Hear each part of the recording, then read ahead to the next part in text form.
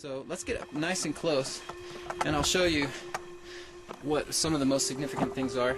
The language reads from right to left, and each one of the commandments is not necessarily a commandment, but it's a depiction of what is not. So this right here, this L looking letter, literally is our origin of the letter L. It says la, ul, and this is a. If you look, it's kind of like an A turned down on its side.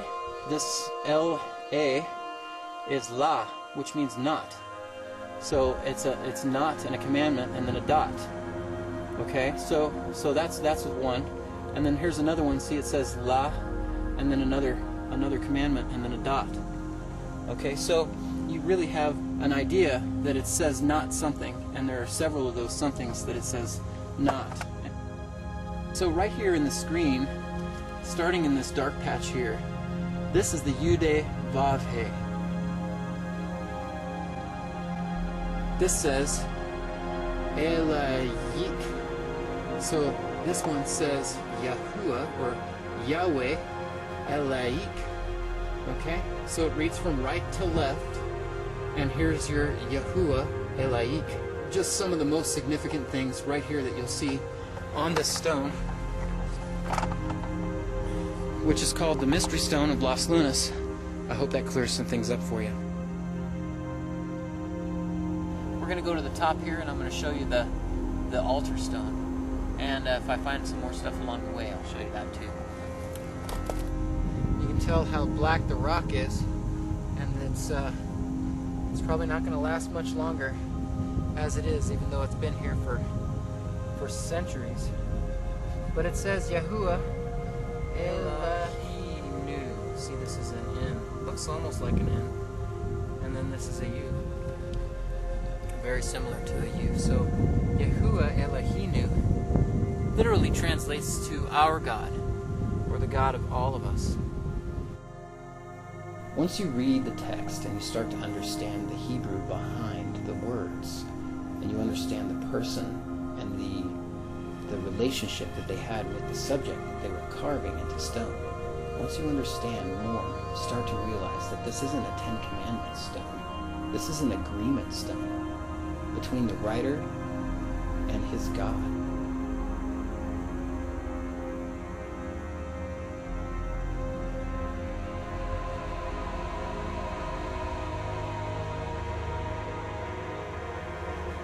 Oh, that's probably pottery right there. That's it. There you go.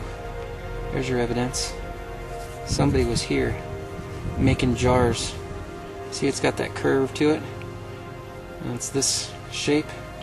So we're going to put that right back here where I found it. There you have it. There's another piece. Less than 3 feet away from the first one. I find this one here also has that sheen to it. Looks like it's been fired. It's got a slight curve to it. So there was definitely some people here. I don't see any markings on it, but there's some striations in the color. So if I can get it far enough away, you can get a good look at it. So there's a good look at that pottery shard. And we're going to leave that right where we found it. We found a piece here. It's got that same curve to it.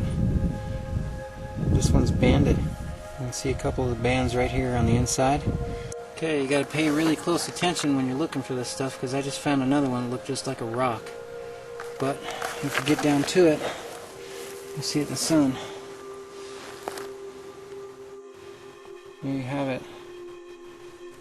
It's got that same curve to it. It's definitely not natural. It's a pottery shard for sure.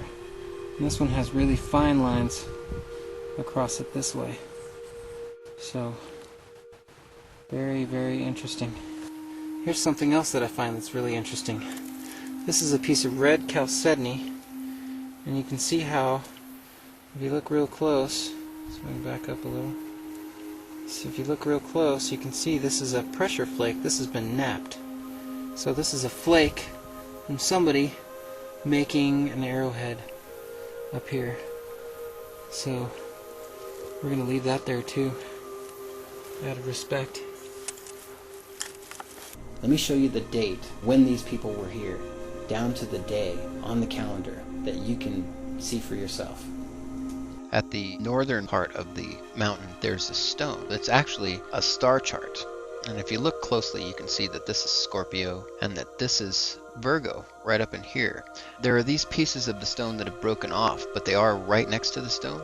So what we're looking at here is Virgo right here is birthing this solar eclipse, which is in the form of a Yah, an ancient symbol in the Hebrew language, right in front of Scorpio. So this is actually a program called Cyber Sky, and we have the date up here of 9/27/759 BC. And what we have here is this alignment. You see the sun and the moon very close together in Libra. Now, right here, as in Saturn is in Virgo right here, and you can see how Virgo is birthing this event. At about 10 o'clock, this event starts. Now we have a solar eclipse, and you see the Yah of Libra and how the solar eclipse forms the Yah with these points of Libra and this planetary alignment. Here's Scorpio right here. This would have been something significant that everyone would have noticed. Well, sun took a quick hiatus behind a cloud, so I think I'm going to do the same thing. I'm going to eat some of my snacks that I brought with me, and I'm going to sit right down here where I've been finding most of these pottery shards and contemplate what it is that I'm sitting on. I think it's amazing that a place like this is so accessible and so undiscovered. So I'm just going to sit here and drink some of my water and eat a little of my food and think about the people that may have left some of these things behind.